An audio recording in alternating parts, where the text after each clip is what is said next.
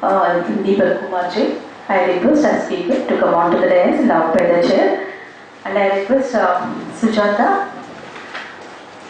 to present a floral bouquet to the speaker as a welcome gesture.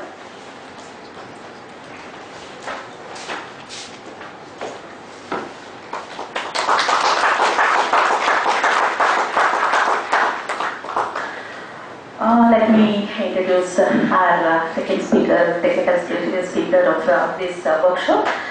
Deepak Jain has over 17 years of experience on indirect taxes, including 7 years in Big Four accounting firms. Deepak is a founder of Excellent Advisors Private Limited and India GST.com and provides professional advisory, compliance and litigation support services to Indian as well as multinational companies on excise, customs, service tax, VAT and entry tax, and FTP, SEZ matters.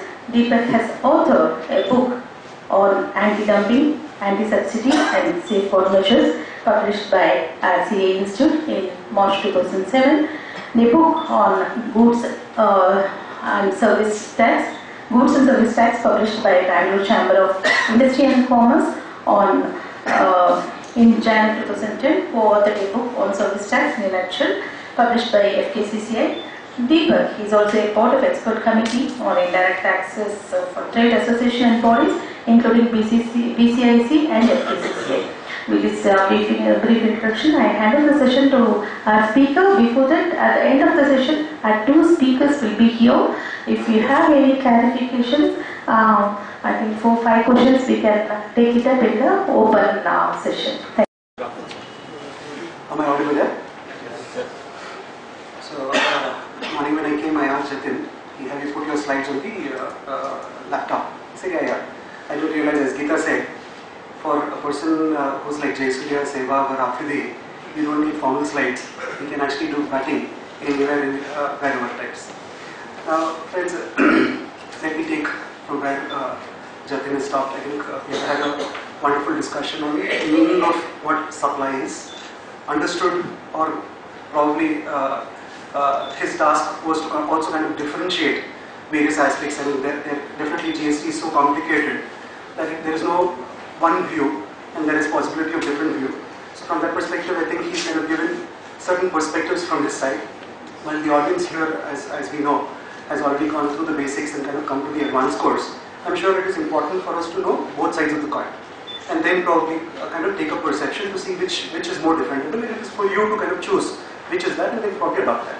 And so during my presentations also you will see that certain aspects I will definitely have a different view, and I will share my perspective, and it is something which we can kind of have a healthy understanding of our kind of approach.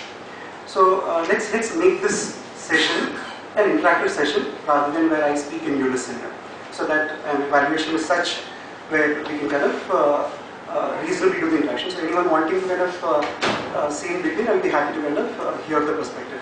So what I've kind of done is, rather than reproducing the law, I have taken certain key issues, and then in those issues deliberated each aspect of the law, so that at the end, when we kind of discuss all of these issues, we would have probably got a better understanding of every aspect of valuation. So that's how I've kind of done.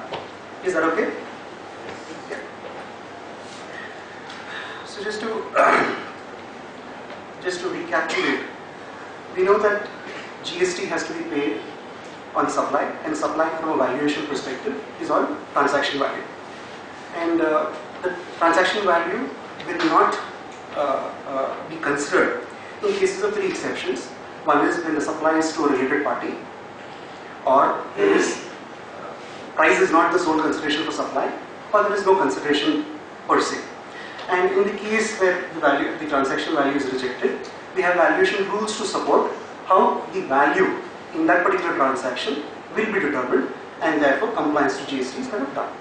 So let's take a few examples for us to kind of deal with the entire valuation provisions here. And probably I'll also request Jatin to kind of intervene in between and kind of put his perspective, so that the audience here gets a larger perspective here. Now, Jatin also brought about the concept where we have renting of removed property. So in a typical example, what I've taken, what is visible on the slide, is where you have the owner sitting, say, in Maharashtra, property say in Bangalore, and the tenant, let's say, sitting, tenant basically the one who is, let's say, the registered office of that company, let's say, is sitting in, or is in the, say, the state of Delhi. While the place of supply is determined, the question is also, valuation will definitely have an aspect of supply and aspect of place of supply, and then the value to kind of determine and kind of pay the tax. That's where I would say the larger compliance under the GST will kind of be done. Now, while Jatin's perspective was that yes, from a place of supply perspective, it is crystal clear in the statute that place of supply is Karnataka.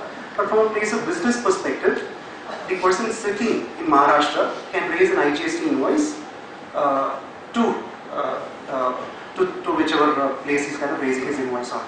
Now let me take this example with the location of a hotel. Let's say a core group of hotels has place of business in every state. Right? A hotel basically go and have food and they raise the invoice. Let's say the registered office of Accor, let's say, is in Gurgaon. If Gurgaon had the opportunity to raise invoices centrally from wherever the property was, they'd be raising, I go and have food in Bangalore, I go and have food in Hyderabad, I go have food in, Maharashtra. For us, we'll have to look at the input tax credit with supply together. So for me, if I'm a supplier to a hotel, my place of supply will actually be the location of where the hotel is. And similarly, the registration provisions connected with those services say that the place from where you render services, you have to take registration.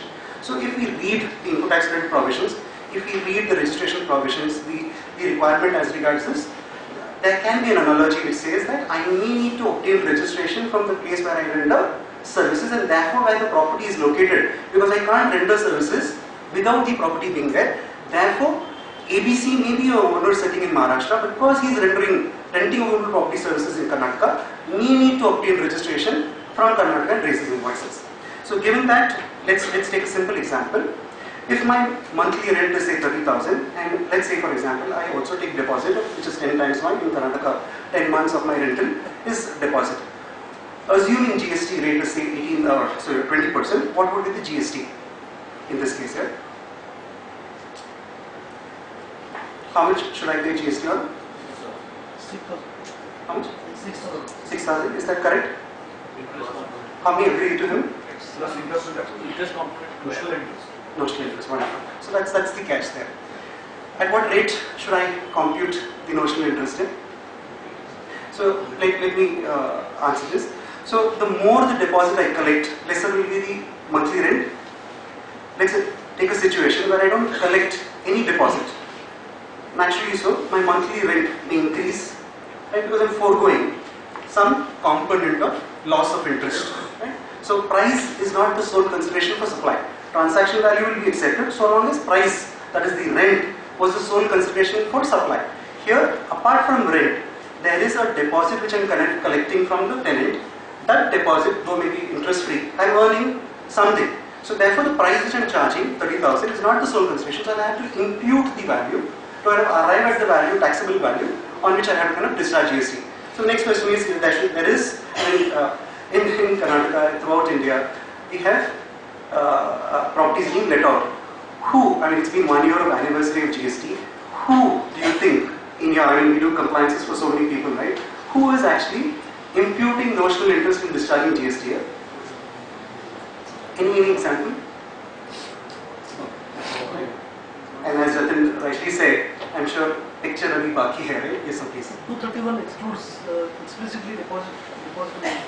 Yeah, so the definition of consideration, what he's raising is, has a clause which says that if I take a deposit which is refundable, then a deposit is not a consideration unless the deposit is adjusted against the consideration which is there.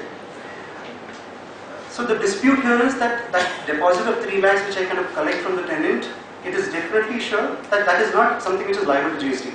But the value which I make out of this 3 lakhs, the notional interest, right, is something which is additional consideration. The way in which consideration is defined, like if I just go back, right, the monetary value of any act of forbearance, right, in respect of or in response to or for the inducement of, right, it's quite wide.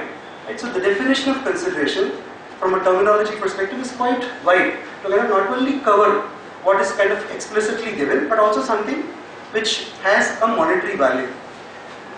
So, if we were to say that yes, interest is kind of to be included, the next question would be, what interest rate should I do?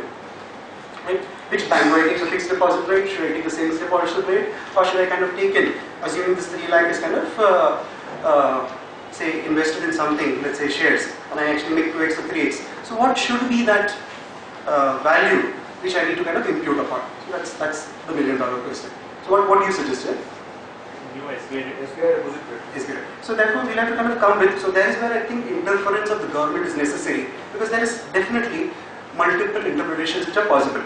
Given the tax authority's power, I'm sure he would want to kind of take his perspective, his view, which can be different from what we would want to kind of apply. So therefore there needs to be these matters of these, no? It is best if it is there in the statute, because it will leave room for litigation. However, so there is no right answer. So while I can say yes, the safe could be at least take the risk-free interest rate from this perspective and kind of discharge, because for sure nobody in our practice has kind of adopted that. But yes, it may be something which is a reasonable approach from that perspective for us to kind of consider. So it is advisable definitely to kind of consider in that scenario. So the next question, when you said deposits are not taxable, let's talk about the context of lease. In a lease, what happens, I as a person who's kind of giving the property on lease, collect an X amount, allow the tenant or the lessee to kind of use the property for a next defined period of time, and after the end of the term, I refund that money back. So in this example, let's assume that I have collected 2.4 million, that is 24 lakhs, for allowing him to use for 5 years, and at the end of 5 years, I will give this 24 lakhs or 2.4 million back to him. Is GST payable on this? Yes. At what value? At what price? How? Very notional value. Yeah. Here we take Yeah. Notional rent. notional rate. Yeah. What rate will you kind of consider? That is same thing in the similar property surrounding area. That is one thing. Wonderful. Otherwise, the interest rate which we talking about in the rental. Definitely. Higher So, of the two. yeah, please. Maybe higher of the two. Higher of the two. You'll say the higher of the two. Cool. Yeah. So I think he has a kind of some concern for the revenue. There are losses, I understand. Compensation is also there. I'm sure from his perspective, he's kind of contributing something. So yes, there could be 3 perspectives. One is, yes, rightly so, the risk-free rate of interest, which is probably nominal. But unfortunately, you have different banks giving different rates. The next question would be, which bank rate do I kind of take? The second one would be reinvestment of the deposit. So if I reinvest this, what will be the factor? And the other approach would be, yes, what is the in a similar space around this kind of similar area in the similar this one, what could be the rent which I could do?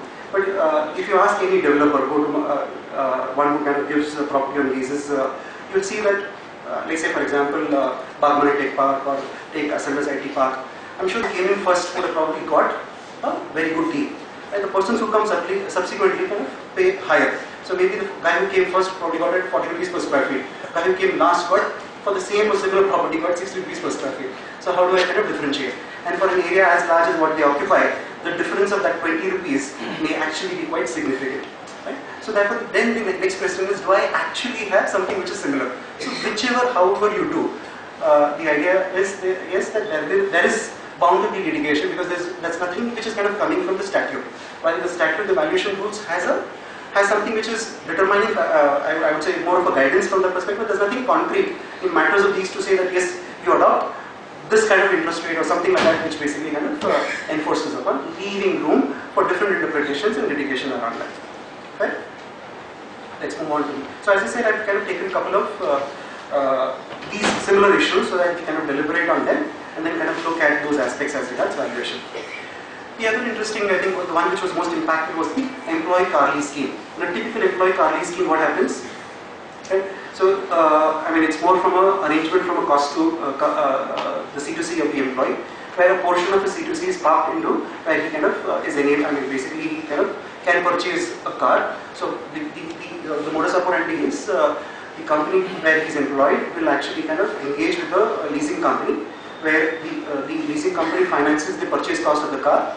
The employee uses the car, and it could be an operating lease or financial lease. If it's an operating lease, it does not have any implication. If it's a financial lease, from a company perspective, they are entitled to kind of claim depreciation. And at the end of the lease term, there is a nominal value at which no objection is given by the company, and then the car gets transferred to the employee, right?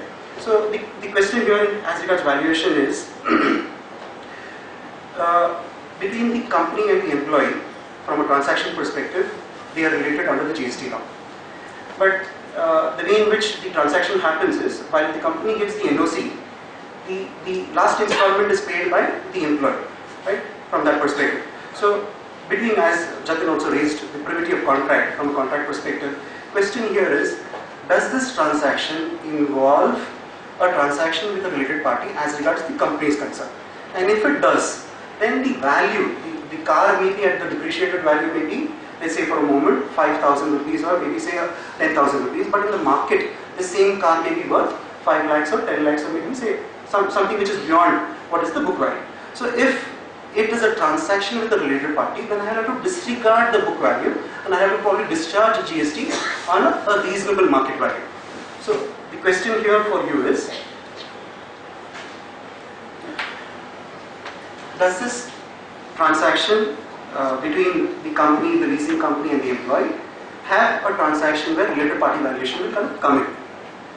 Between the company and the employee, I mean, if you see the pre-GST regime, similar car leasing, on the declared consideration, the company was discharging VAT. Right? Post-GST from a transaction perspective, here is a case where, thanks to me giving the NOC, from a consideration perspective, the employee kind of pays it not to me, but to the leasing company and then takes the car in his name.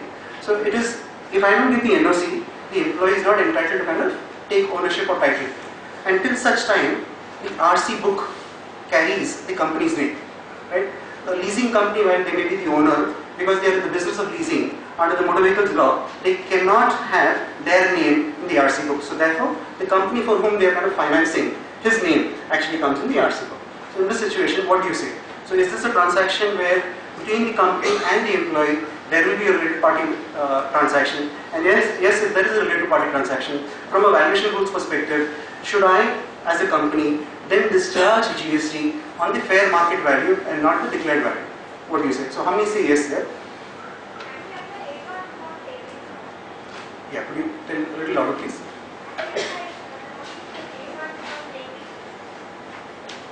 Mike.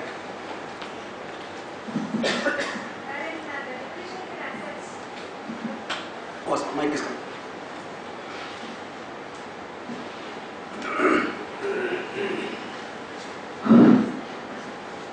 Yeah. See, if it is like, once the NOC is given, so the delimit fiction applies of transfer in case of related party. So can we apply 8 part 2018 valuation for this? Wonderful. Yeah.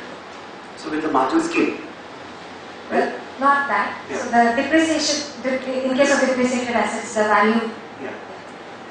Yeah. In case of depreciable asset. WDV. If the actual value is more than the WDV, then the differential price. If it is less, to be ignored. Yeah, wonderful. So under 32.5, read with the notification, whether I can kind of consider whatever value which is, I mean, if the depreciated value from sorry, could you just help me with that provision? I'm just trying to kind of translate. If you could just help me, please. If the depreciated value. The 8 part 2017 provides that if Yeah. any used and old and used cars have been motor vehicles have been sold, then the net margin shall be liable to GST. Net margin is nothing but the actual supply value, that is consideration minus the WDV as per the books. The WDV is as per the company act or as per IT act has to be looked into. Wonderful. Yeah, so I was just trying to break it. Thanks for helping me with that. So the question here is whether the valuation provisions and this notification, whether the valuation provisions will have an overriding impact as regards the notification is concerned. That notification is not specifically for a transaction with a related party. You agree? That notification is in generic to say wherever I have something which is a depreciable asset, in which case, from a valuation perspective, if it is with the transaction with an unrelated party, It is more specific to motor vehicle. fair. So there could be a transaction in the case of motor vehicle also with an unrelated party. From a scenario perspective, if there is a depreciable asset and if there is a transaction connected probably with an unrelated party, definitely the notification will have more specific application. if there is a transaction with a related party, that's the reason I said whether the margin scheme will come to rescue from that perspective. So while we have a beneficial notification, when the provisions connected with, if you see the valuation section, wherever there is a transaction with a related party, then I have to necessarily go for valuation purposes to the valuation rules and not be guided with this particular. Had this notification being specific for or covered a transaction with a related party, then we could probably have presumed and said, because it is also extending the provisions also for a transaction with a related party, then I will be covered with the margin scheme. Because the notification is silent as regards its application, whether it is to related or unrelated, then I have to kind of be guided to say the valuation provisions, in my view, will have an overriding impact, and then I have to necessarily look at the market value test and probably pay GST on the reasonable market value of that. Thank you. Discuss with the supplier whether the leasing company or the company who has been giving the NOC. In this case, whether the supplier is the leasing company, like say for instance any leasing company, Sundara Finance, whoever it may be, or the company which has been giving NOC because the RC is in the name of company. So who is the supplier? Yeah, so that's exactly the question here. Now, while from a documentation perspective, it's a financial lease. From an ownership perspective, the leasing company is in the business of not owning vehicles but facilitating purchase and sale of vehicle. Had the last installment not been paid by the company, then the asset, let's take it this way, had the last installment be paid by the company, then the ownership automatically continues to remain with the company, and then they could have done a natural application of the same. Because from a transaction which is tripartite, which is employee, the company and the leasing company, the transaction was so facilitated that the company chose not to pay the last installment in a manner where the title or the right could then transfer to the employee. So therefore it was the initiation by the company that the employee got some benefit out of it. Right? From a consideration perspective, this was, if you were to kind of go with the mother contract or the original, the way in which this was entirely structured, it was always structured for the employee benefit. It was intended for the employee, right? But from a transaction perspective, yes, definitely the employee car lease scheme, from a rate perspective, pre-GST had a different rate as regards, the VAT rate was only from a car perspective a particular rate, but the component of excise, the component of other duties made the effective duty to close to, from a segment perspective, 43 to 54 or 53%. So therefore it had a significant, and therefore probably the notifications came in to mitigate some of those car leasing transactions which were entered prior to pre-GST, and therefore, it was more from a rate impact perspective, but not in terms of the valuation as regards these transactions are concerned. So therefore, if you, from a car leasing for a transaction which is tripartite, which is between tripartite, while the employee does not have, he's not a party to this, but from a benefit perspective, because it is, he's the intended beneficiary of that particular transaction. So therefore, you have the company, the car leasing company, and the employee. Without the active,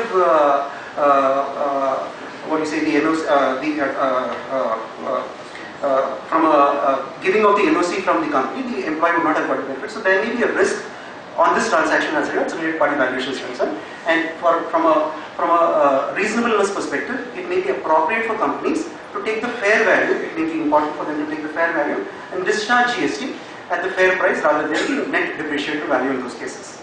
That's the perspective. Now, similar to, we have this transaction with distinct persons, and definitely each branch which is of a legal entity perspective is regarded as a distinct person. Now, under the GST law, while we have independent branches, there could be dependent branches. And the advanced ruling which came in Columbia, Asia, probably is giving a perspective to say, yes, there could be common cost which is sitting in a particular location, and from that particular location may be rendering services to the other branch. Now, let's take, as I said, I'm just trying to give a perspective. It may be good to kind of look at different perspectives and then take a conclusion. So there could be two nature of transactions as regards common cost is concerned. One could be an external cost, the other could be an internal cost. External cost meaning what? External cost could be, let's say, for example, an auditor's fees. So let's say a chartered accountant who's doing the audit of a company will raise an invoice necessarily probably on the registered office. Right? So therefore it kind of comes in, but he does the audit of the entire legal entity.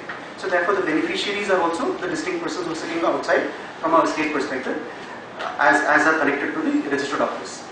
So that is external. So legal services, the auditor's fees, there could be such common costs which are kind of coming to a particular location. I could, in those cases, there could be two ways in which, there are two different views again here.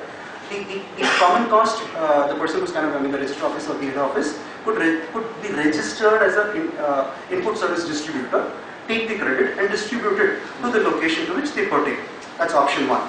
Or in my view, because you have Schedule 1, which also says or treats these distinct persons and transactions between distinct persons as a supply, I believe you also could take it where the registered office takes the credit of those and then raises the supply invoice between those branches. So if it is raised on branch A could take the credit and then raise an intern invoice on the other branches in the portion to which it pertains to.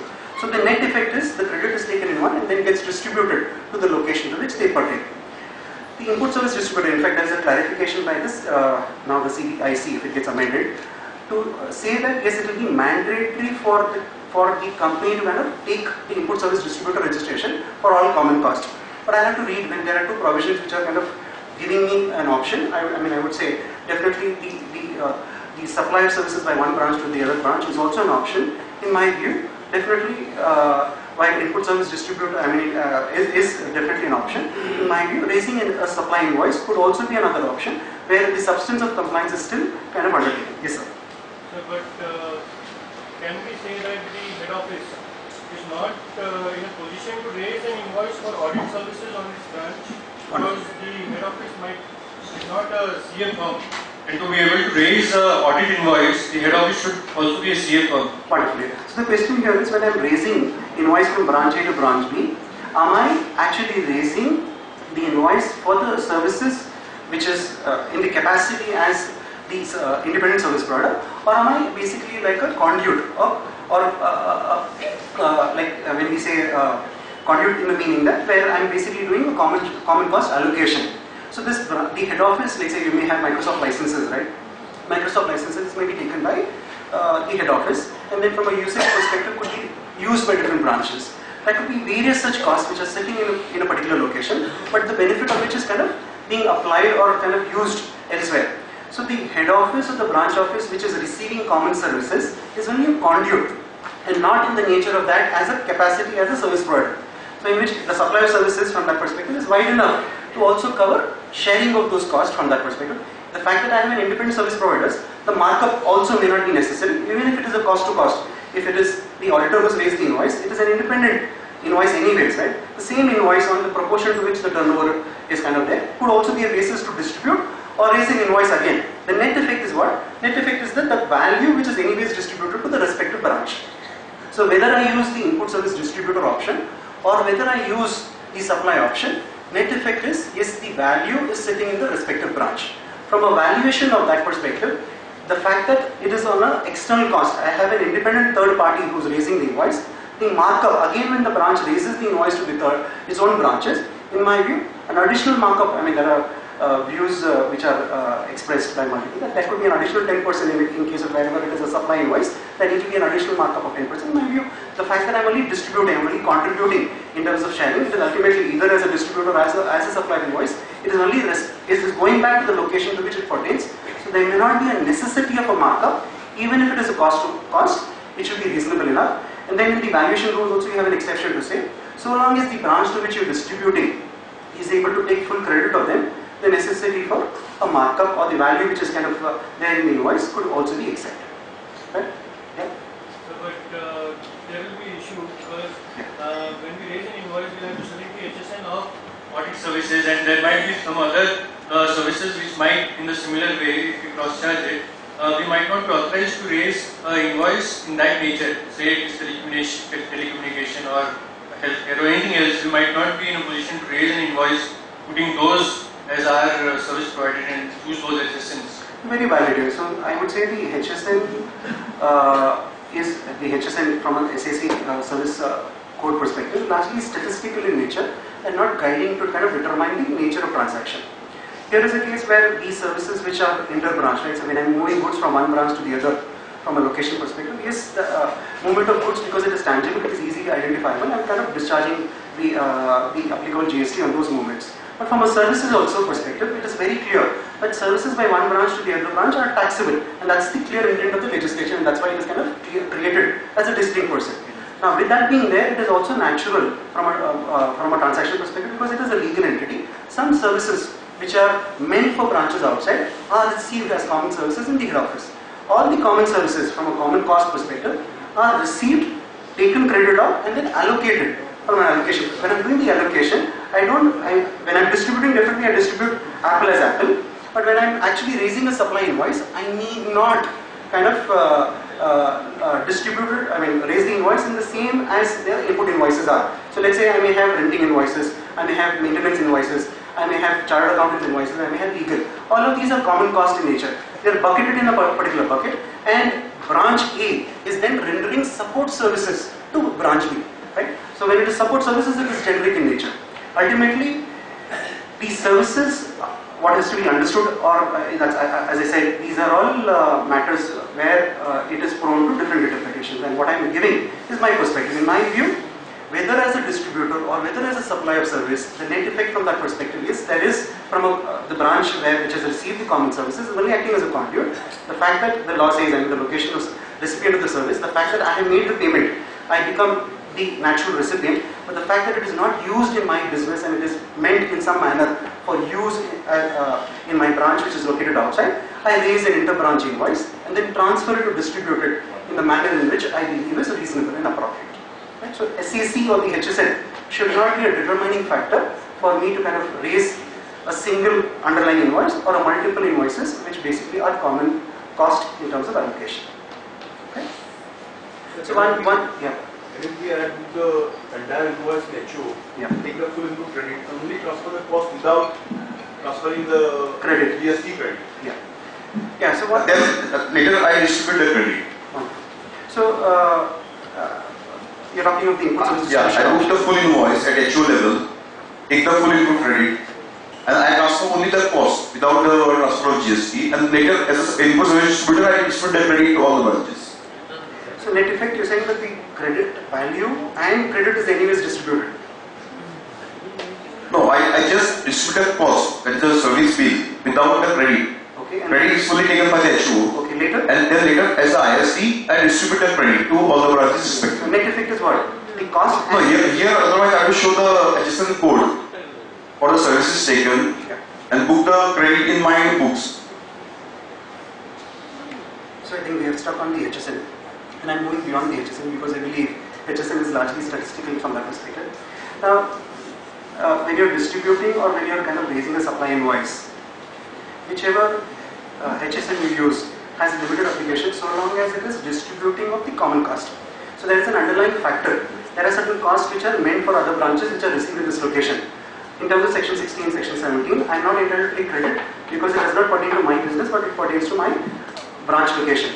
Therefore, from a location perspective, I have a right under the ISD provision either to distribute the credit. If I go the ISD route, I have to distribute in the month in which I receive.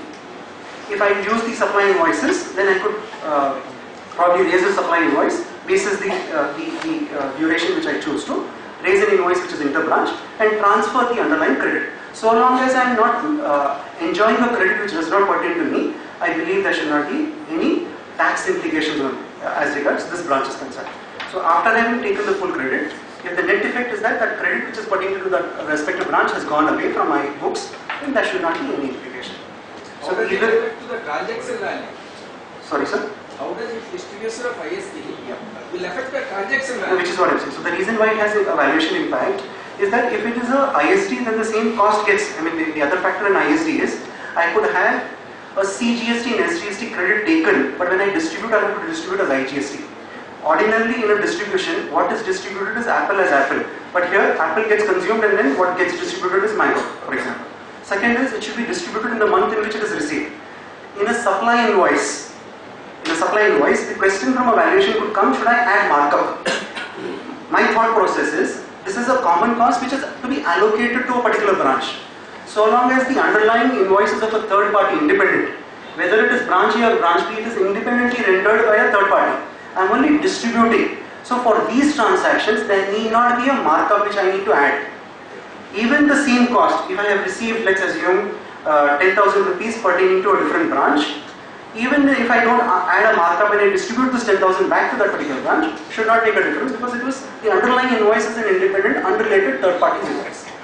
That's where it is, right? So let's move on. Yeah, there are many more issues as regards this from that. So let's keep the discussion in terms of perspective, because as I said, if we keep discussing, right?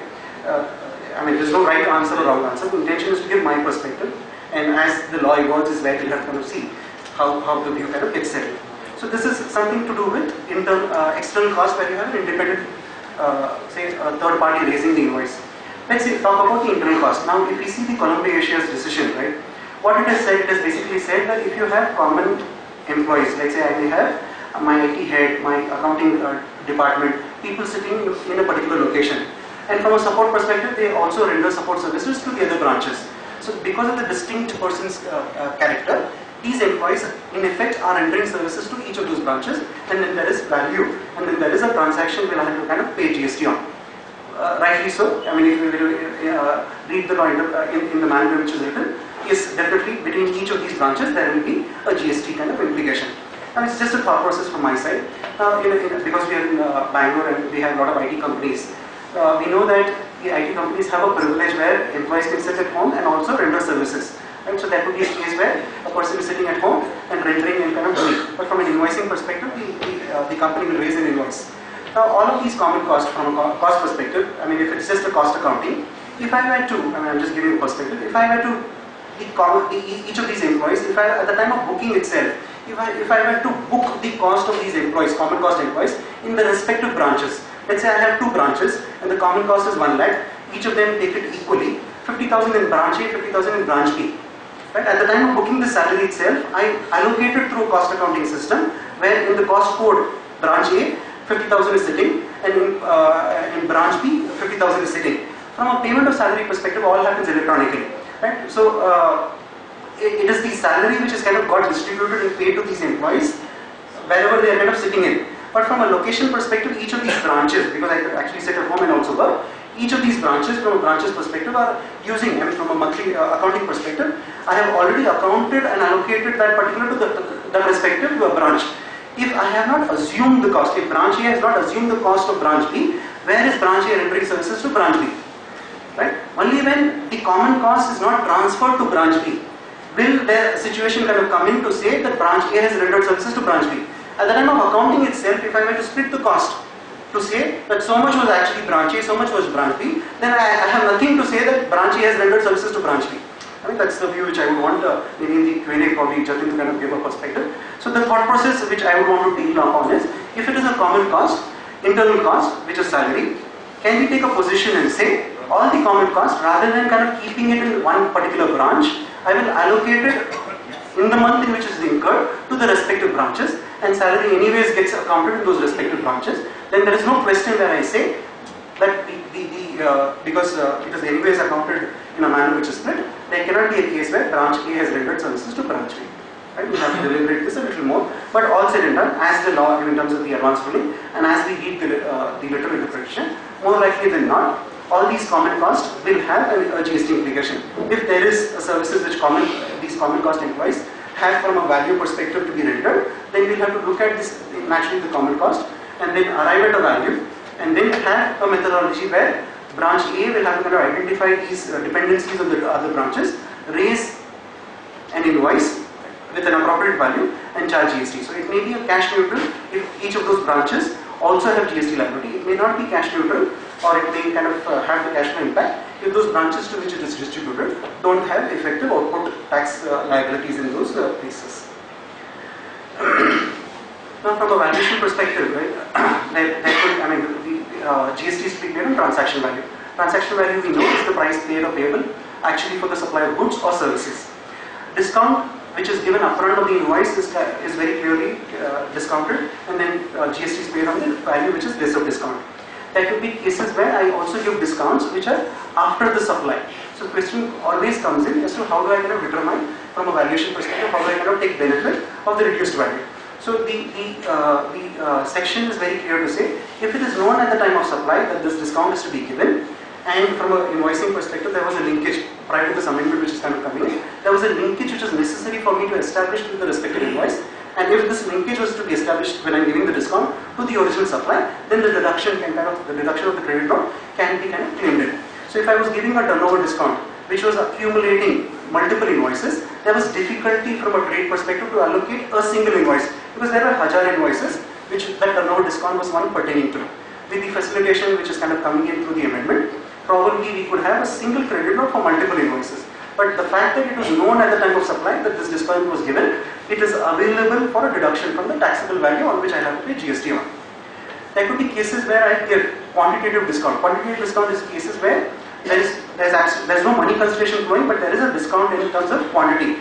Right? Hitherto when I was buying 2, I was paying consideration for 2, but here I could actually buy 2 but only pay, I could get 1 free but actually pay for only 1.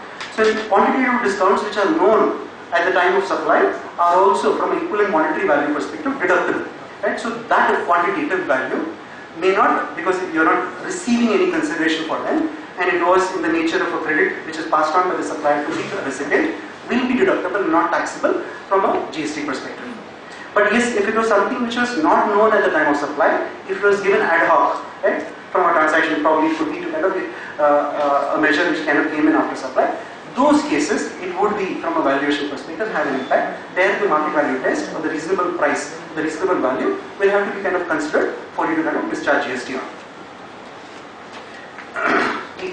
One of the examples which Jatin also took was a case where from a typical e-commerce transaction, where the company on which is kind of selling goods on e-commerce gives consideration or incentive to the supplier. So if I'm the supplier, I not only get consideration for the person buying, but I also get consideration from somebody else. Similarly, if I'm the buyer also, I could actually get consideration, or I could get these cashbacks from a third party. So the incentives which are received from a person other than the supplier may have GST implications, right? So if I'm earning incentive, I become the supplier, and on that incentive, I have to pay GST on. So that may not be something which will be deductible. So if it is the website which is paying incentive to the supplier, it's a different transaction. Right? So the supplier is rendering services to the e-commerce platform, and they will have to kind of raise an invoice as commission invoice or otherwise, whatever that is, listing fees or however it is, and then pay GST on that incentive which they kind of earn upon. Now, warranty replacements. Warranty replacements from a supply perspective is something where it is known that goods which I supply, warrants that we perform for a desired period of time, and if it does not, I will do free replacement. Now, it was known at the time of supply that yes, I will have a 1-year warranty attached to this particular supply. Therefore, any replacement which I kind of do consequent to that warranty, that replacement lacks consideration, will not have GST on that. So warranty supplies, because the value is inbuilt in the consideration which I charged upon, should not also call upon reversal of input tax credit and should not therefore be treated as free supplies. Warranty is definitely arising on account of the initial sale or supply which I can obtain. So therefore we have to always consider these replacement as from a cost perspective, because we can't look at a particular transaction. We'll have to look at the larger supplies and then look at. So there may be cases where I have done 100 such supplies, and 1 in 100 or 2 in 100 could bring about a case which needs for defective replacement. So I can't look at one particular supply for that particular transaction. I have to look at holistically that these warranties are to kind of cover the larger risk. In which case it is from a consideration perspective linked to the larger sale consideration and not to a particular kind of sale. So why I am raising this is when replacements happen, there could be a possibility that the cost of those replacements could overvalue, from a value perspective, the consideration which I earn. So the replacements which I do, cost perspective, could be more than the sale consideration value which I earn. You can't look at that transaction alone, and you have to look at overall sales and supplies and then see that cost, was it kind of inbuilt from a risk perspective with the original supply, and if that be, and if you have made reasonable margin, there should not be any risk as regards reversal of input tax credits is concerned, and that value, because you have not earned any consideration, should also not suffer GST upon.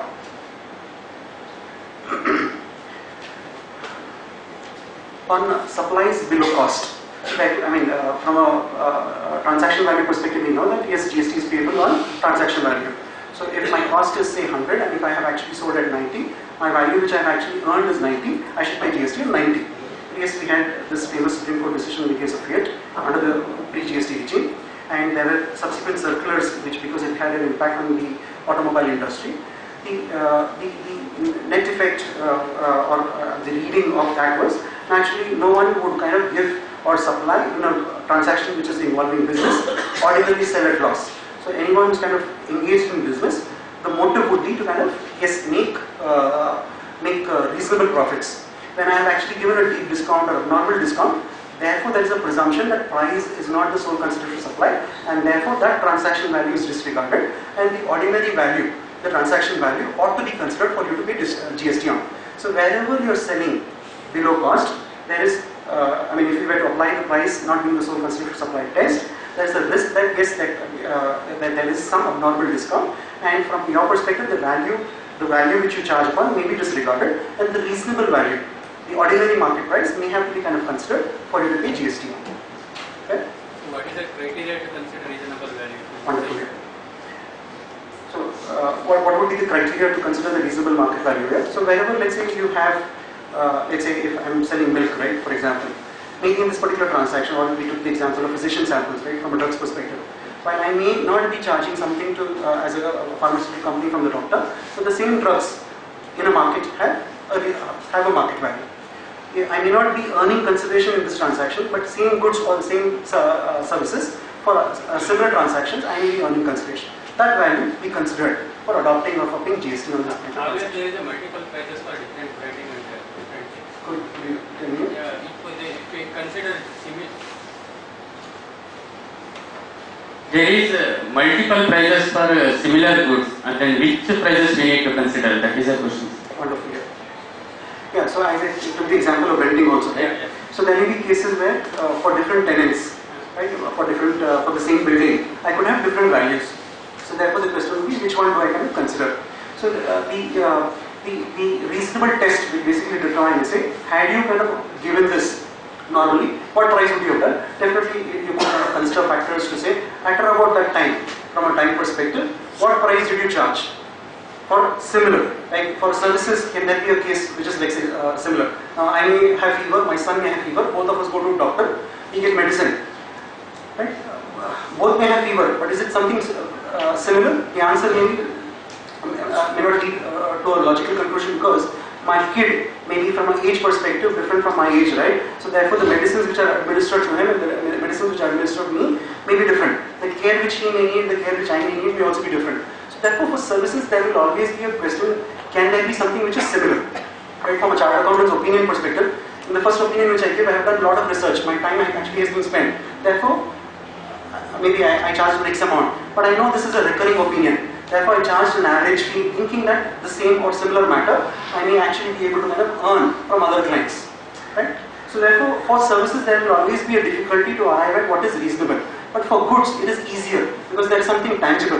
Right? There's something which is there. So, once reasonable comes in, yes, it is something where maybe you can't kind of take it as sacrosanct, but we'll have to look at something reasonable where authorities don't question. Right? In the matters of dispute, this is considered as reasonable value for you to pay GST on. Okay? We'll move on. Right?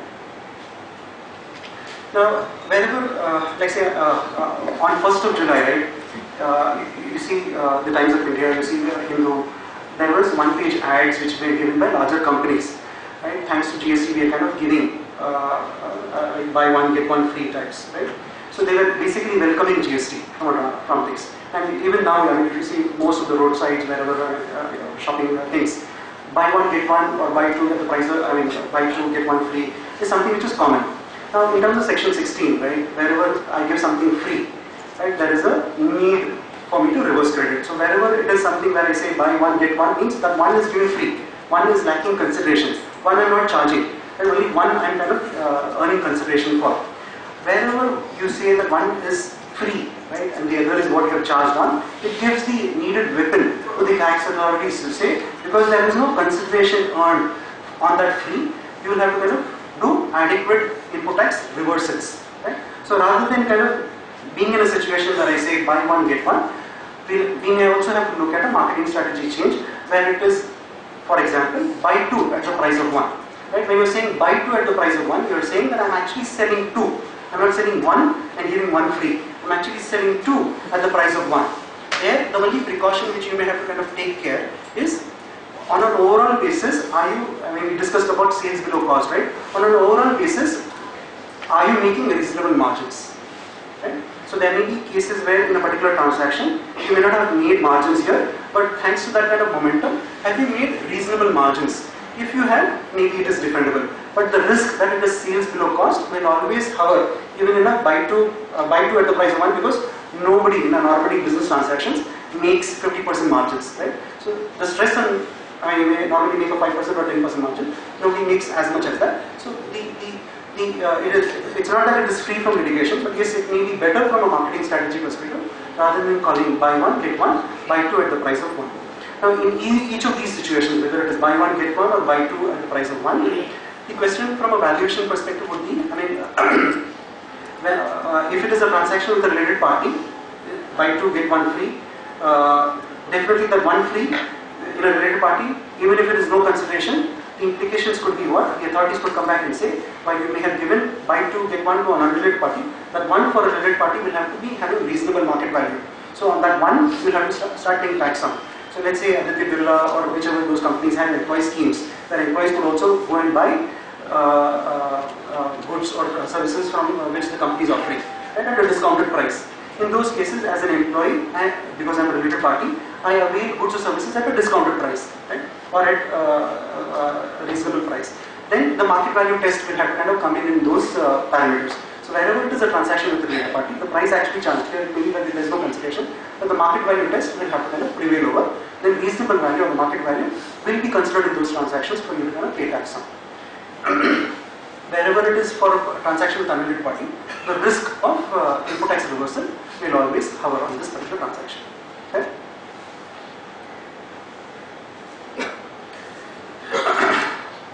And in the context of mixed supply and bundled supply, right? What is mixed, what is bundled is always, despite the definition being so precise, so defined, the question, our business transactions are such where what is mixed supply and what is composite supply in certain cases always has an overlapping impact. But to kind of reasonably kind of conclude, wherever where 2 or more goods are supplied, where the essence is yes, it is one principal supply, and there is in a one principal supply, the other goods or services are naturally bundled. That transaction should be a composite supply. Wherever 2 goods or services are supplied which is not naturally bundled, or there may be different prices, right? Then in those cases, yes, once with different prices, they are not mixed supply anyways. But yes, if it is a single price for those different supplies which are not naturally bundled, they become mixed supplies in those cases. So there could be various examples. Right? The simple examples for composite supply could be where I travel by air and food is supplied on board. Right? I don't pay separately for food. Food price is included in the airfare. It is naturally bundled. It is known that anyone who is traveling by air, let's assume it is not a low cost airline, food is ordinarily given free, which is naturally bundled. In those cases, it is composite supply. And wherever, let's say toolkit for example, these are maybe from a toolkit perspective, if it identifies a market name by itself, then it may be a supply on a standalone perspective. It may not be a mixed supply. But if it's something which is kind of assembled, which are 2 or more goods, which are naturally bundled, there it may be a case where even if it's a single supply, it may be treated as a mixed supply, where I bundle, let's say, toothpaste, brush, and something else which is not naturally bundled. In those cases, yes, it can. If it doesn't identify a character of being a separate product by itself, it may become a mixed supply. Yeah. So the last one which I wanted to kind of raise upon. Yes, sir. In case of composite supply, the rate of tax can be different. Yeah. In the case of composite supply, the tax which is applicable for principal supply will be the trigger aspect. So in the case where I'm traveling by air, let's say food for a moment, this is something which is coming from 5-star, right, Taj. But from an airline perspective, the rate is say 5. In a composite supply, that could be because food is supplied by a 5-star hotel, that could be a possibility. That the rate or outdoor catering, let's assume, is 18 and travel by air is say 5. The rate applicable for principal supply is what will apply in a composite supply. In a mixed supply, if there are 2 or more products which are kind of bundled, the rate which is highest among the mixed supply is what is kind of considered. So the distinction between composite and mixed would be the rate factor. So the rate which is for principal will go for composite, rate which is highest will go for mixed supply. Now there is, on the education services, right, the one which I raised here, why I raised this point was education services are exempt, while the other, let's say the ancillary services may not be exempt, for example. When I am bundling them, right, so there could be cases where when it's naturally bundled, there could be international schools which naturally bundle, there could be other schools which don't bundle. Right? From a practice perspective. So there is definitely an ambiguity whether it would be a case which is composite or whether it's a case which is mixed. More particularly when one of them is not something which is taxable from a situation perspective. So these maybe we have to kind of look at. So just imagine I'm supplying UPS. I get batteries along. Naturally, UPS comes with batteries. I have a choice of giving one battery or I have a choice of giving 10 batteries. Depending on the number of hours of backup, I would choose. There was one advanced ruling which said those batteries will have to kind of be treated separate. I mean, that's the advanced ruling, not the view. But I would still believe that UPS along with the batteries, irrespective of the number of batteries, have to be treated as composite supply because it is naturally bundled. Those batteries go along with UPS. From an hour's perspective, I can decide whether I need a 1 hour backup or a 10 hour backup. It is for me to decide or not. The supplier, I mean, from the tax authorities to decide and say that you will only take only one UPS and not one battery and not more than one from the perspective. So there I believe yes, it should be a composite supply and not a mix-up. But yes, the issue matters of these will have to kind of be dealt with as these ARs come in. I'm sure apart from chartered accountants, the lawyers will also have a good amount of business to come there. Maybe, so let's take another simple example. Yeah? So I may have one invoice which may have multiple line items. One of them may suffer a higher rate, the other may suffer a lower rate. But freight is something which is common. In this example, product A has a 12% rate, product B, let's assume, has 18% rate. Common freight. How do I, from a value perspective, charge GST on this freight? At what rate do I kind of charge? If it is a composite supply, take a principal supply. Yeah. So at what rate should I charge GST on for this freight? Yeah?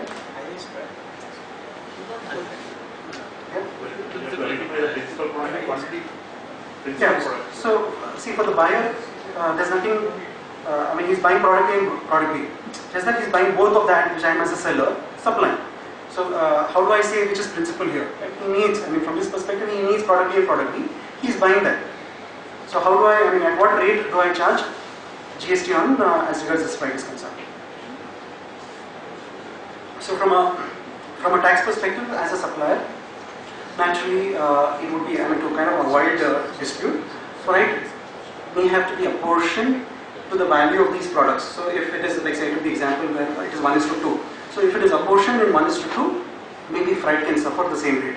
If it is not apportioned in the same ratio as the value of those products, then it will suffer the highest rate on the logic of a mixed supply. Because I am not identifying, because it is freight which is given along. By the other relevant factor as regards this is the valuation rule says incidental expenses.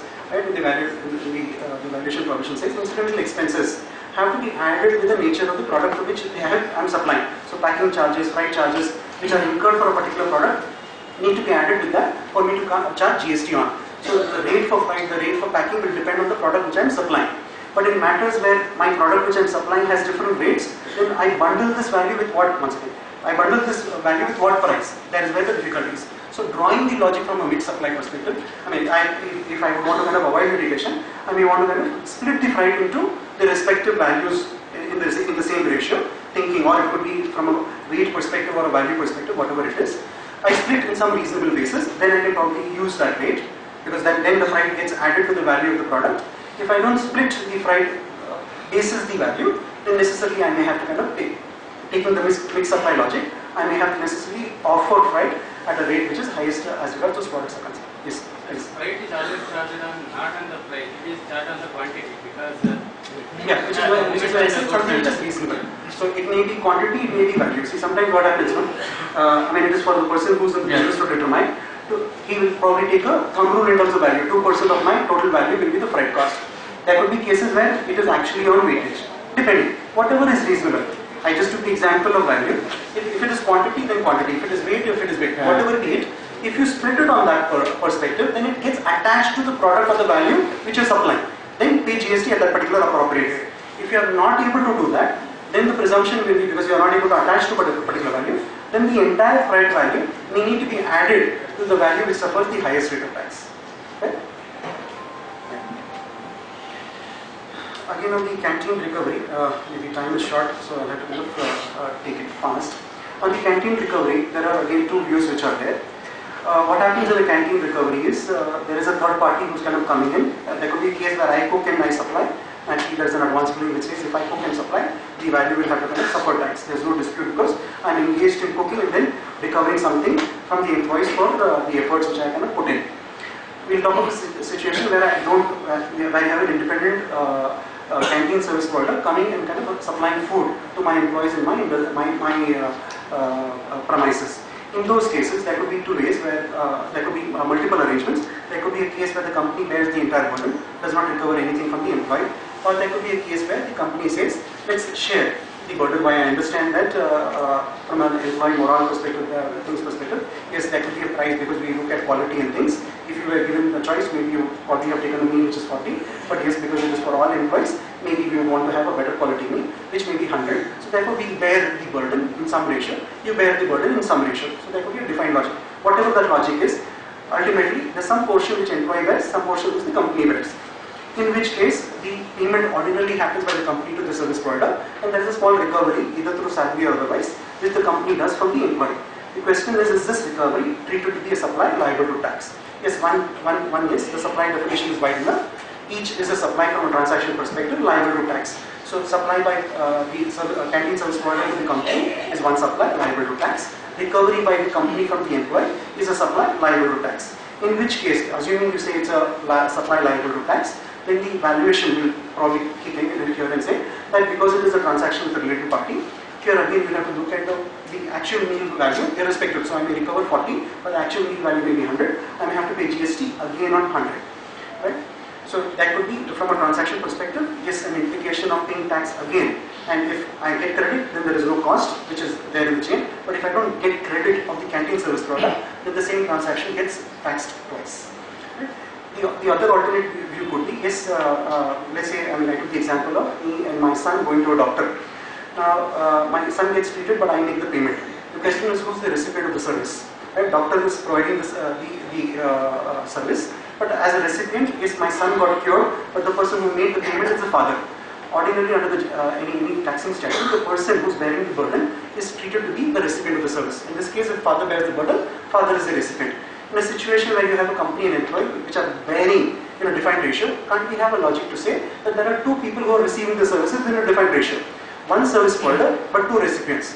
We have the Uber share, we have Swiggy, which allows the food bill to be shared. So there could be cases where when I go to a restaurant, both of us kind of take the military rule, where we share the food bill, right? Whatever be the cost of food, both of us share in terms of equal or otherwise in terms of the ratio. So there could be cases where there is one supply, but two recipients.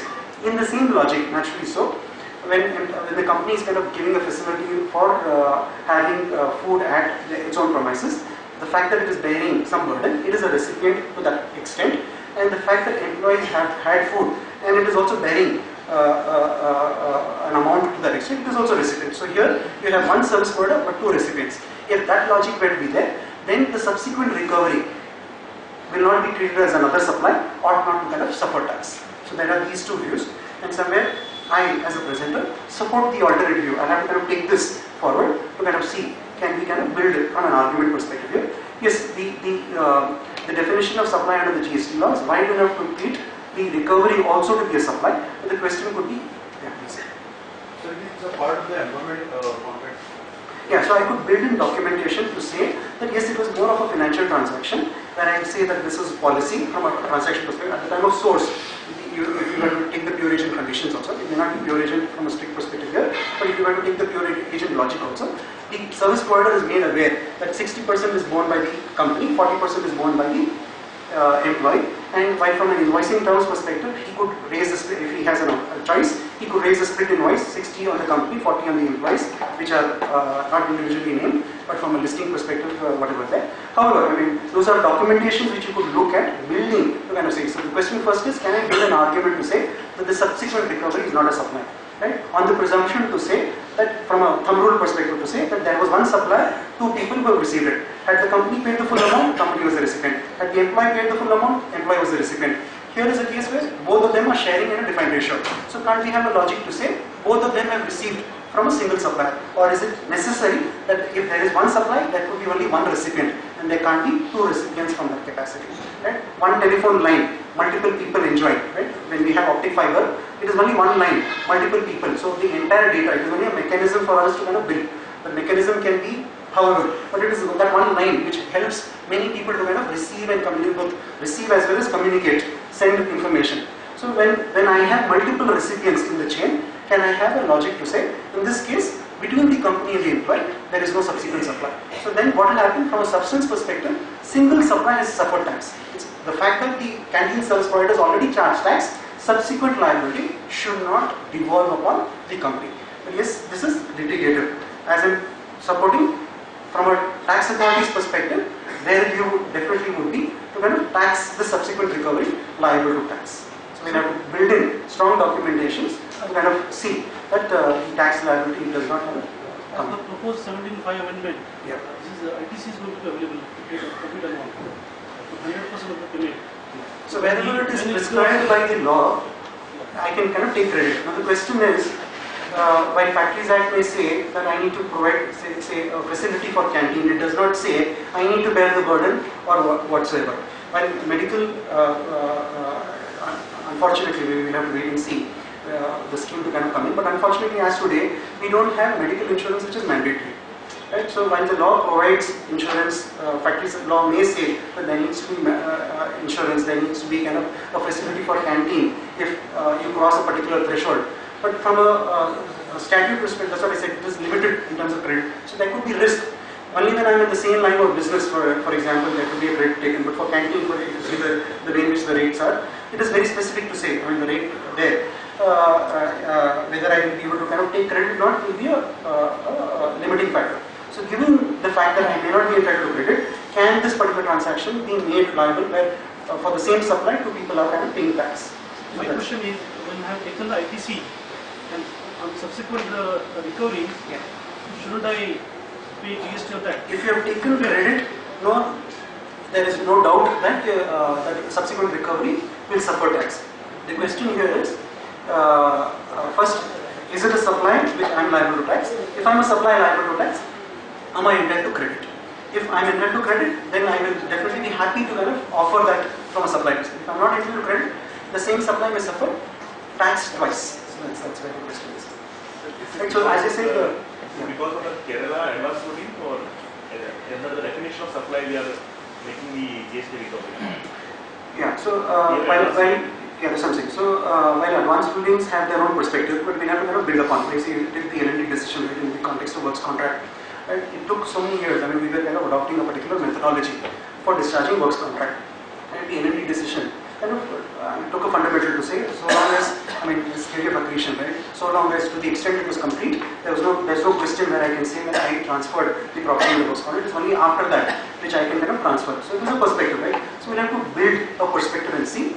I mean, the ordinary logic is there's one supply, there's one recipient. But can I build a logic to say, for a particular supply, can I have multiple recipients? Right? From a documentation perspective, also I have to build upon. When I say there are two recipients, the service provider should also know there are two people receiving. So can I build a contract with the service provider who is supplying canteen food to say that yes, my defined ratio, 60% is mine, 40% could be employees. From a convenience perspective, rather than you approaching all the employees, I will pay you per meal and I will do the subsequent recovery, similar to pure agent. We'll have to build that argument. So I'm in the last slide here, and I probably crossed my time. So let me kind of just take, I can't take all of them, I'll just take a few of them to kind of highlight to say that how this has an impact as regards valuations is concerned, and then maybe after that we'll kind of invite Jain, and whatever questions you have, we'll kind of take them. Now, let's take the second bullet, where supplier is liable to incur but paid by the recipient, and the first bullet will say supplier of goods or services by the recipient. Now let's say I, as a chartered accountant, I have to travel to Delhi to represent a particular matter. The flight cost, because I can't actually go to Delhi without kind of traveling. So somebody has to incur, either my client or me will have to incur. If I incur, I handle my bill, recovered from the client. If client incurs, I don't have to kind of do anything. Now, from a valuation, from a consideration perspective, should I, if the client were to kind of incur that, should I kind of add it in my bill, even if he is incurred, and pay GST on it? And the valuation section says, I mean, these two, wherever supply of goods or services are by the recipient. So if goods or services are supplied by the recipient, or there could be cases where supplier was liable to incur, but it was paid by the recipient. In those cases, that cost or that value, I have to impute into my value and charge GST on it. So I took the example where, how can I travel to Delhi without kind of incurring? Travel is necessary. So either I incur or somebody else incurs.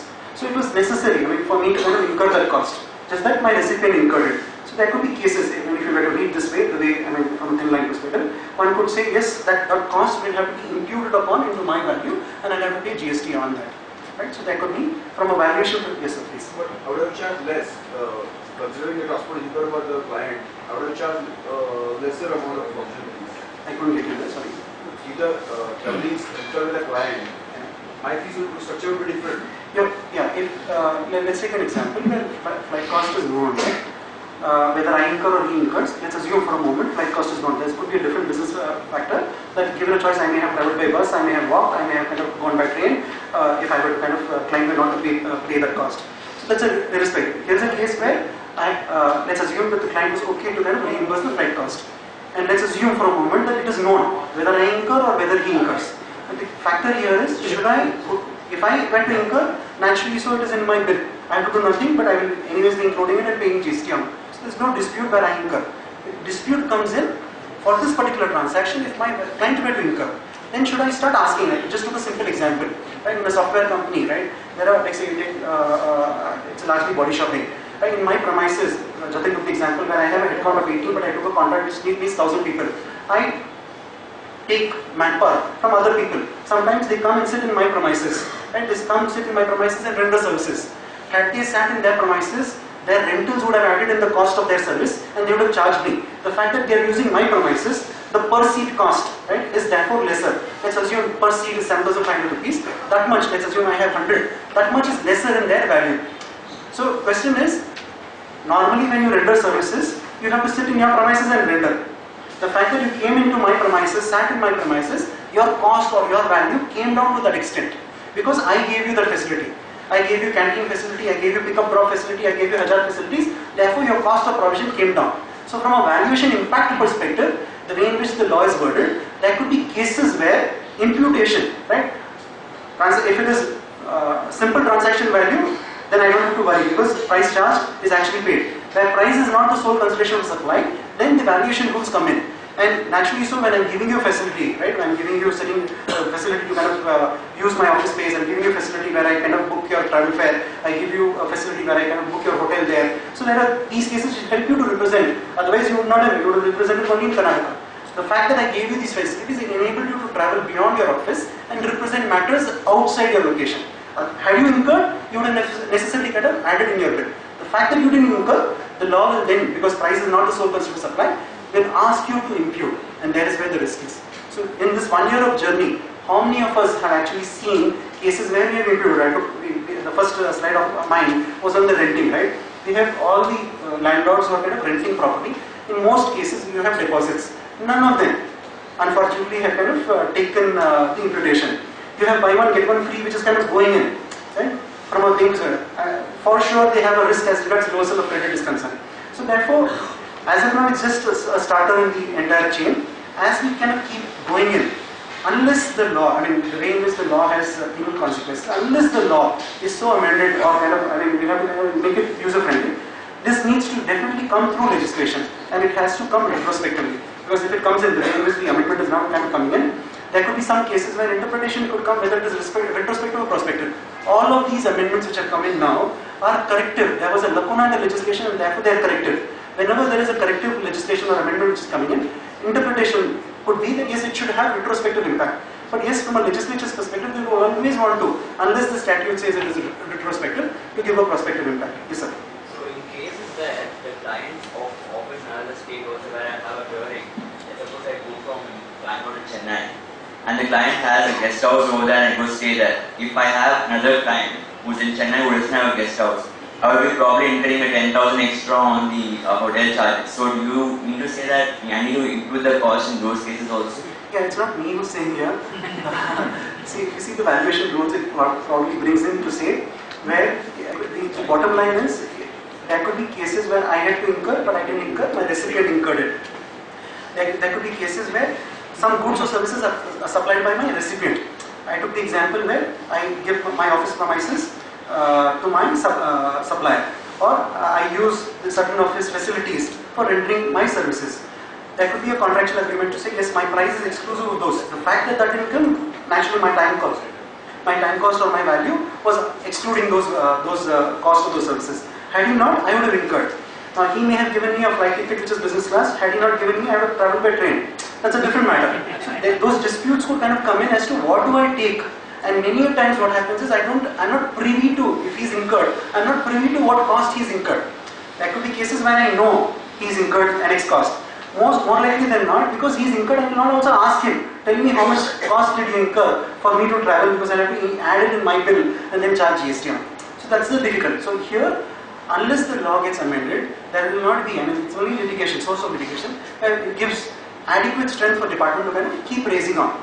So one could be actual, one could be imputed. We have to wait for how the law evolves on this. So definitely the department now is becoming a little more aggressive, and as in more the department at the ground level, both the state and center, learn or kind of understand these provisions more better and deeper.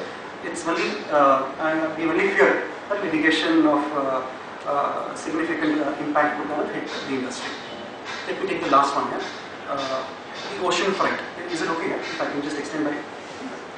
So on the ocean freight, right? So there is, if you take pre-GST regime, government kind of introduced service tax on ocean freight, and the post-GST regime from the way in which things are kind of coming in. I'm sure there are various articles which have kind of come in. So there are lacunas in the way in which it has been interpreted also.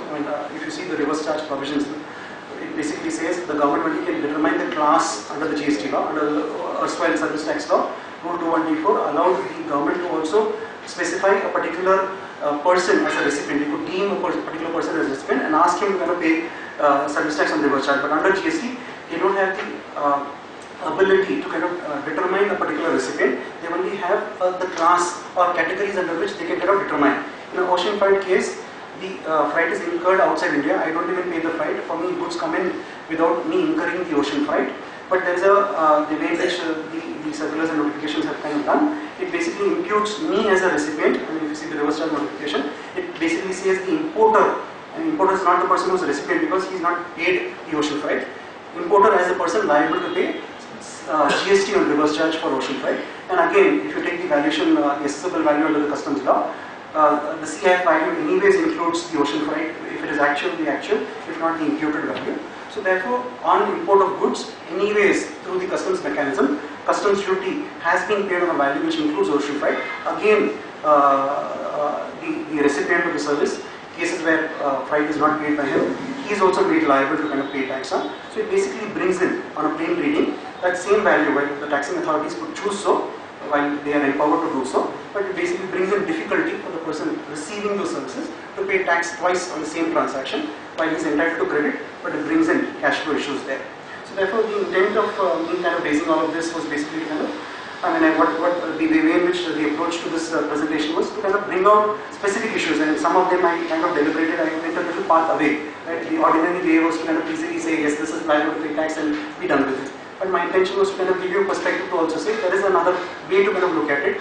Maybe, I may be wrong, maybe we'll have to kind of deliberate a little more and to see if there is some light there, and if there be, then there could be an opportunity, something which we could kind of catch up on. So let's take 10 minutes or so for questions which you may have. I'll invite Jatin where we could kind of take questions together here. Over to the audience now. Thank you.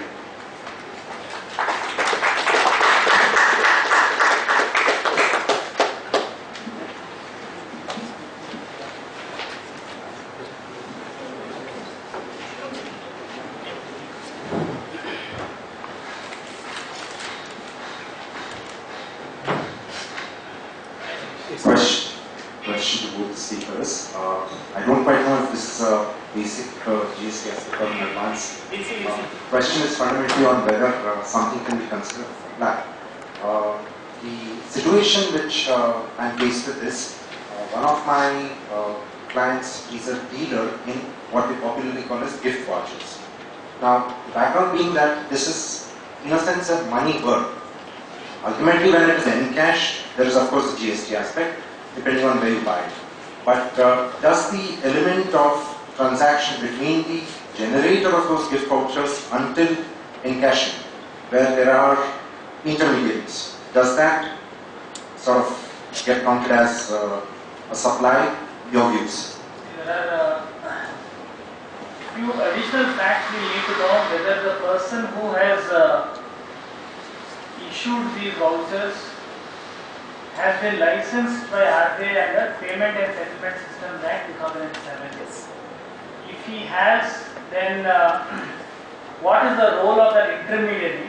Because after that Haryana AAR, August ICAI journal contains a very detailed article on these forms of money and securities, and the BGM which I am seeing is still in the plastic cover, contains a very elaborate discussion on loyalty points, vouchers, issuer and the redeemer are one and the same, issuer, intermediary and redeemer are there. I don't think in the time available I will be able to do justice to your question, but I would definitely encourage you to see the BGM which you have.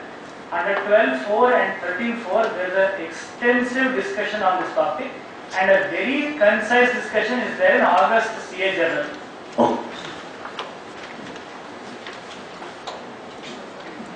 As we have discussed about the discount if there is no pre-existed agreement between the customer, the cash discount afterwards given, whether it will be a GST reverse to be done or not.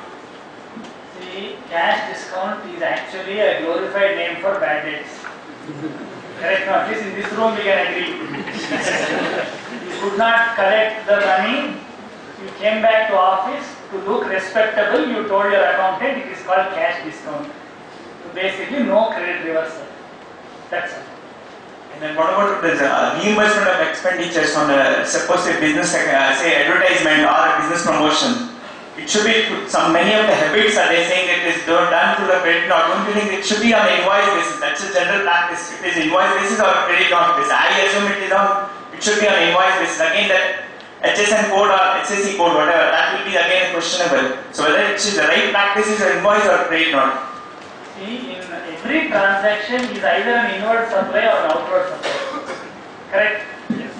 You are giving money to your distributor to reimburse him the expenditure he was instructed to incur towards advertisement and promotion.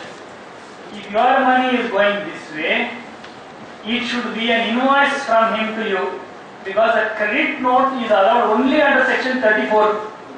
And a credit note has to be issued only by the supplier. So therefore, I agree with you, it should be an invoice from the distributor, distributive trade services wholesale. That is the HSN classification if you want to know. Distributive trade service wholesale, you charge 18% and give you an invoice, you give him money. With GST of course,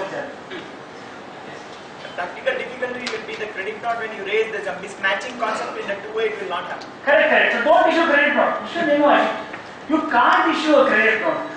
What does a credit note mean? Credit note is allowed only in 4 situations in section 34. The value invoiced is higher than what was supposed to be invoiced. The rate of tax charged is higher than what was supposed to be charged. The goods are returned back. All the goods or services are of poor quality. None of these 4 you will agree. Therefore, you can't issue credit note. Finish. So, a consideration includes interest for delay in payment of consideration. Correct. So, can that be considered as a composite supply or a mixed supply, or should that be considered as 2 different exclusive supplies? Where can the act of tolerance be combined with the main supply, and so how can we treat this? You are confusing too much. 12.6, 13.6 very clearly tells you this is additional consideration for the original supply. 12.6, 13.6, again Bangalore Metal in the plastic cover has long discussion about what is the nature of this delay charge. 12.6 for goods, 13.6 for services. Please go through. No composite mixture, as it is enough confusion is there. Additional consideration for the same word supply. So same rate of tax. If you submit 0% items, same 0%. 18%, 28, same percent. Okay. So 2 questions. Question 1. See, the SSC buys some materials for promotion like diaries, some laptop bags and all that. SSC buys all this. I mean, the person, for the purpose of business, he buys it. and he gives it as, kind of a compliment to the delegates and all. So I would have availed the credits on this. The assessee would have availed the credits on this. So how do we, actually take this at the transaction level? Do I raise an invoice for this, or how do I go about with this? If I raise an invoice, on whom should I raise an invoice? Deepak. So we definitely have diametrically opposite views. Yes, Deepak. So that's the safe thing. So see, definitely in terms of section 16, right, anything given free will have an implication as far as reversal is concerned. 17.5. Yeah. Now, if I were to take an argument to the example of warranty, where I say that yes, I'm giving something free, but the cost of it was actually included already. So rather than calling this as free, it was from a price perspective. Like when we talk in the institute example, while delegate kit is given free, but it is included in the price which we pay for attending this particular seminar. In those cases, naturally, these whatever, let's assume it had an input GST, rather than calling it as free, I would say it is inclusive of the consideration which I earned. Shall I make my question more concrete, saying the exact thing what happened? It's a bank which bought these things, and we organized a session, a brand building meeting with the chartered accountants, and it gave the chartered accountants. If it was something which was given free, not having any consideration, the need for reversal of credit should come. My views. Totally opposite. Due respect. I might be wrong, but for now I am refusing to change my view. Please examine in the bag, cap, pen, jacket, now Bangalore, t-shirt companies, software companies give t-shirts. Is there a transfer of property or not? If there is no transfer of property, next week you can bring back the t-shirt and give it to the company. If this is an irreversible transfer of property, it is a transfer. Transfer is a supply. Supply will attract incidence of tax under 9(1). Consideration is a question. Consideration in our law has a twofold definition, 231A and B. B says consideration in respect of any supply. First of all, we concluded that there is transfer of property, so it is supply. In respect of that supply, B, the monetary value of any act or forbearance in response to, for the inducement of, whether by the recipient or any other person. So therefore, the bank has received consideration. Where is the absence of, if there is no consideration, it's a void contract. If it's a valid contract, there is consideration. If there is consideration, it may not be in monetary form. Rule 27 tells you how to find out the monetary value and add it. So therefore, claim full ITC, by the way, October 20th is last day. If you forget to claim the credit and happily you went and reversed it under 1758, output tax is not forgiven. They have 6 years, 9 months to issue show cause notice. So please be careful. Claim credit, offer the same value as the value of outward supply because it's a bought out. I'll give you 2 examples just to complicate your question further. If I am a ceramic tiles dealer, or I am a curtain dealer, or a ready-made cloth dealer, I will give swatch. You know what is a swatch? Small pieces of that fabric, different colors given to you so that when you go to the shop, you will get totally confused. In the swatch, in those products which are, I purchase curtain material, cut it into small obnoxious sizes and bundle it together and give it to all my distributors. There is no transfer of property here. It is my expenditure. I will take ITC on the cloth, but I will not pay output tax because there is no supply. I will issue EA bill, no supply. Some movement otherwise than by way of supply. But if I give pen, cap, diary, calendar, gold coin, foreign tour, free Jaguar car if you buy that apartment which you never wanted, all those things I will give you. It is an outward supply. Alright, not mixed composite. On a standalone basis, it is an independent supply. Otherwise, Jaguar got 53% GST on your apartment. Please be careful. How do we actually record the transaction level? Now, compliance problem you are having. First, you are agreeable with the tax level. You want to raise an invoice. Raise an invoice. You raise an invoice. Show it to your GSTR1. That person will wondering what is going on. He is not going to pay you money, so he will not get ITC under Rule 37. No problem, government is happy. Perfectly alright, no need to worry about. Don't simply reverse credit and 6 years, 9 months later you show balance. Okay, the second question. What is the time of supply with respect to a debit note? Time of supply with respect to a debit note, when you issue the debit note. So, suppose if I issue... Additional consideration you have discovered, some rate difference has been negotiated. These are all things unknown. I am assuming that the entire transaction, there is no malafide on your part. The time when you ought to have issued the debit note, some new circumstances developed. That is the reason why you raise the debit note. Debit net could be because the value billed is lower than what you should have billed or the rate of tax. Probably the contract rate agreed was 250. At the time of billing, due to some whatever communication gap. Clerical mistake not allowed. Let us say this contract is a rate contract, which means the rate is fixed, but the quantity is on remeasurement basis. I thought 10,000 cubic meters of concrete is required. Later we discovered it is actually 10,300 cubic meter. On remeasurement, when I got the architect's report, I had to raise a debit note. So from that point of view, if the bona fide is established, the time of supply is the time when you raise the debit note. Because 34.3 is silent, so once you want to pay interest. No, don't pay interest. Why you want to pay? Thanks. Yes, Akash. I can get it.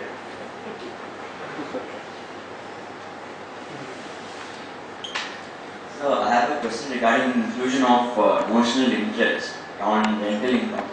So see, notional interest, if there's an agreement with lessor and lessee saying that I need to invest that 3 lakh, as an example, in a bank account, then my view is that inclusion of notional interest makes sense. There's a possibility that the lessor is moving to another state. He will take the same 3 lakhs from the lessee and then give it to another lessor. So in that case, there's no interest income which is coming into his pocket. So in that case, does he have to still include that notional income, because actual rent is 30,000, I guess, what we had put there. That is the cash flow for that transaction. That additional interest what is coming is only on the event of him investing in a bank. Got it. Deepak has made his point very clear. He is bringing out an issue for your kind consideration. You are welcome not to be happy with his answer. This is advanced GST course. Mostly nobody agrees with us. That's okay. But the point he is trying to make is you need to appreciate 231 has a proviso. That proviso uses, the word as is used twice in the proviso. Deposit will not be considered as payment. That means, that is the point that supports your cause, saying that 3 lakhs deposit, how can it be treated as consideration? But later if you read, the second time they use the word as, it says, unless the supplier adjusts it as consideration. In the mind of the supplier, the landlord, has he been motivated to charge lesser rent? Because you have given this deposit. I'll give you another example. Deepak's example was 30,000 plus 3 lakhs deposit. That 3 lakhs, like you are right saying, it may very well be secured deposit. But I will give you another example. To the tenant in the next building of the same landlord, he charges 10,000 rupees rent with 30 lakhs deposit. That is Deepak's point. Has the supplier, the landlord, been motivated by the quantum of deposit? See, it does not say adjusted towards consideration. It says adjusted as consideration. If it is towards consideration, means last 3 months I will not pay your rent, at that time it will attract GST. But if it is as consideration, means it has induced him to charge only 10,000. Now if you look at the two examples in comparison, you will also tend to agree with what Deepak is saying. So therefore, you will need to therefore consider, has the landlord been motivated significantly by the deposit collected? And you can do so only by doing some comparative evaluation. And you can refer 75 EAT 449 Supreme Court decision in Metal Box Industries, where Supreme Court brought out this point that there could be an implicit consideration that is invisible. And GST has a number of invisible transactions also. That's Deepak's point. But now you can wrestle with the problem and come to an answer. Either we will get a favorable opinion or definitely a good case law. So in case of free meals, there is a exemption for employee up to 50,000. So can we take advantage of that? Can we be treated as perquisite? There is contradiction in what you are saying. If it is free, then it is not perquisite. If it is perquisite, it is already taxed and the income tax above 5,000 rupees. This 50,000 rupees is useless for you. Correct, no? If it is more than 5,000 rupees, it is a perquisite under the Income Tax Act. Once it is taxed as a perquisite, it partakes the character of salary. Yes. So therefore, there is no help you are getting by this 50,000 clause. No. Okay, you are trying to do something. Tell me what are you trying to do? No, because the employee, sorry. Here, I'm not collecting, I have to reverse the credit actually. If I am giving free meals, I have to reverse the credit on my supplies. Okay. Right? So, not to reverse the credit, can I take advantage of this supplies perquisite? So you will take the input tax credit. Yeah. Presently, anyway you won't get input tax credit under 17(5). Assuming the new law comes in and you take the credit, you want to see whether you will provide this as an outward supply as a gift under this provision. You will be able to take the credit and suffer no reversal. In case of real estate, yes. say, Short question, sir. Real estate is 4-hour question. because small the valuation. Okay. There is a 1/3 reduction for the land, for the value. So we will be providing like PESCOM services and all. So should I give this 1/3 reduction for PESCOM services and all, treating it as a composite? See, construction service 9954 is eligible for 1/3 deduction. Not entire chapter 99. Registration charges you will incur, you will collect 50,000 rupees. Correct, no? What you incur actually nobody knows. As long as the money you collect, you are able to justify under 9954, then everything you can get 1/3. But if the collection that you have moves out of 9954, 9972, next year's advance maintenance, like this, if it moves into a different classification, you cannot enjoy 1/3.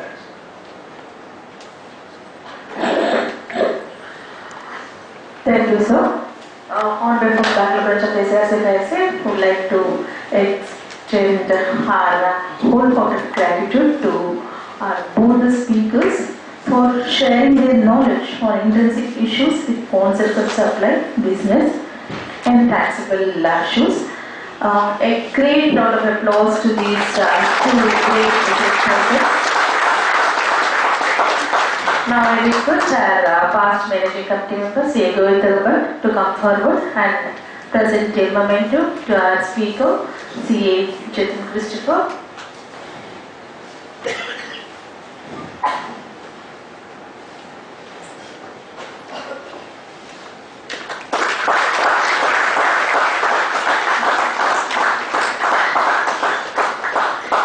And to see Deepak Jain as a token of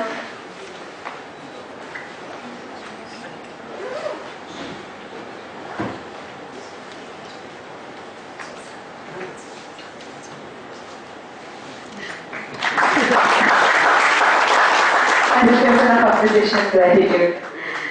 Thank you. We will now break for lunch and we will reassemble here at 2:15 exactly because we are running out of time for D.R. Rajesh Kumar's session on classifications and tariff issues of GST.